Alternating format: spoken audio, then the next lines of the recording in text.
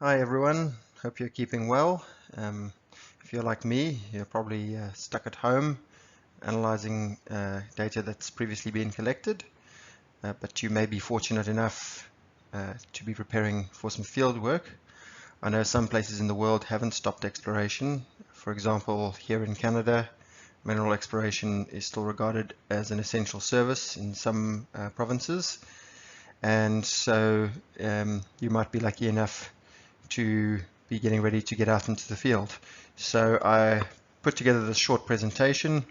It is reworked from a talk I gave last year at the Exploration Tech Symposium. Just a few thoughts on analyzing previously collected structural data and preparing for a structural drilling program, in case that's what you might be doing. So first of all, obviously, before we do any sort of drilling program, whether it's a structural program or any other kind of drilling program, for example, discovery drilling, infill drilling, resource definition drilling, we want to understand what we're looking for. And structural drilling is no different, whether we are looking for mineral systems or structural trends, whether we're looking for geotechnical parameters and looking for structures around that, or whether we are looking at late structures which might result in resource dilution. We want to have a clear picture of why we're doing what we're doing. I think most geologists understand this, but it's just good to emphasize that point.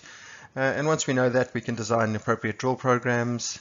Then there's the exercise in quality control on the orientation of the drill core, as well as on the collection and management of the data that you've collected. And if we do all of that, we should have an excellent data set for use in interpretation and targeting. So if you are going to do a structural drilling program, more likely than not, you should have quite a bit of diamond drill core already available.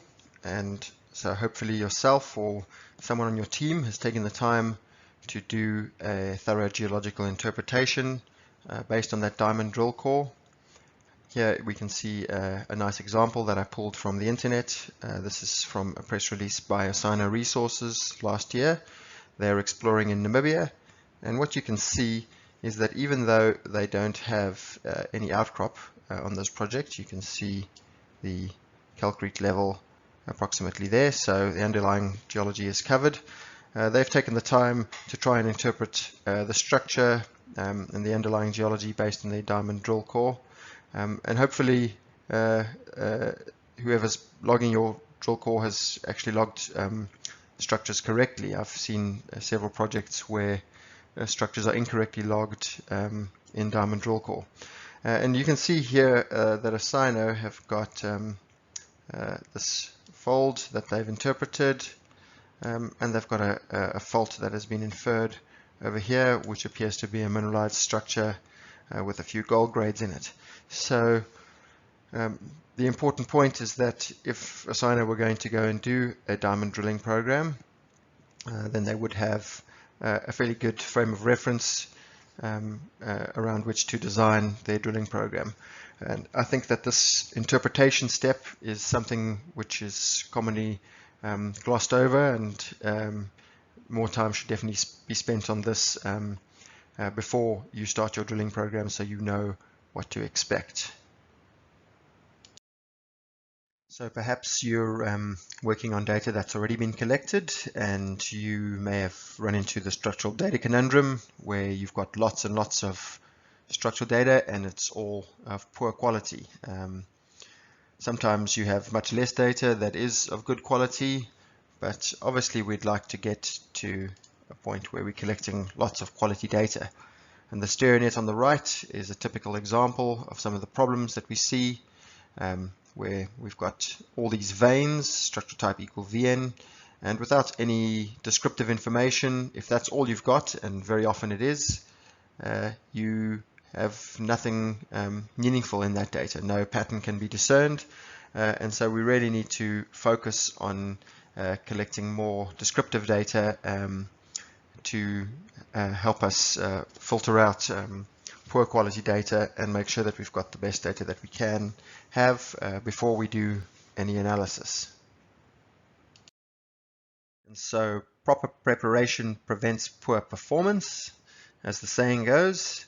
And the key to collecting good structural data, as with collecting any data, is to make sure that you have got set up properly before. And obviously you're going to be collecting things like structure depth, width, alpha and beta angles, and you want to make sure that you're collecting appropriate structural codes. Hopefully your geological interpretation will give you some clues as to what to expect. But there's a whole bunch of other information that's really useful. Fold divergences and shear sense. If you don't know how to identify these things, or if the geologists who are logging don't know how to identify them, you should get someone in to train them, or get someone in who does know how to identify these things to actually do the logging for that particular campaign. Relative timing, if you can see it, is very useful. And then mineral codes, and I'm not talking about mineralization versus unmineralized core. I'm talking about the actual mineralogy of the veins. This is very useful for discerning one vein set from another down the line, and you can do this multiple times. You can also include information like alteration associated with structures, metamorphism, color, anything that you think could help distinguish one structure from another should be collected. And then finally, your orientation line confidence. This is a measure of how well oriented the core is and how confident you are that that piece of core where you're measuring a structure is properly oriented. And then when it comes to collecting the structural data, this is something where you really need to have someone who knows what they're doing. It's not the kind of job where you can assign a junior geologist to this, and especially not the kind of thing where you leave the drillers to do their own thing and come and check on them a few times a day. You need to have someone trained who knows the project and the kind of marker structures with a consistent regional orientation, who can be watching the drillers for every run and making sure that the marking of the drill core with the orientation line is done correctly, and picking up any significant changes in dip or dip direction relative to that orientation line, which can be an indication of potential problems. And so finally we come to key accuracy of structural data. So if you're working with data that's already been collected, it's impossible to fix poorly oriented drill core, but we can recognize data from poorly oriented core and omit it from the data set. And the way I commonly do that is to identify a structure type with a relatively consistent orientation, such as cleavage or bedding or one sort of vein set. Then you subset that data by drill hole plunge, i.e. by drill hole, and you plot poles to planes for the marker structure.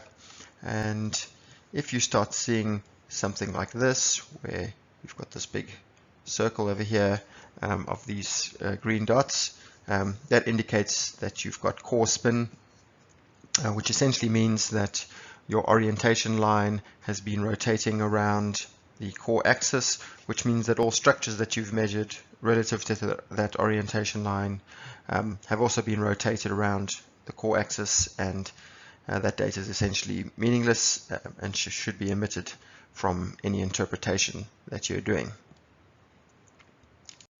So I hope you found that informative. If you are planning any structural programs and need help, CSA Global have 11 offices, and we're supported by another 160 ERM offices, but obviously we're very comfortable with online discussions, so feel free to get in touch with us and stay tuned for more detailed online seminars on structural data collection and analysis. Thank you very much for listening.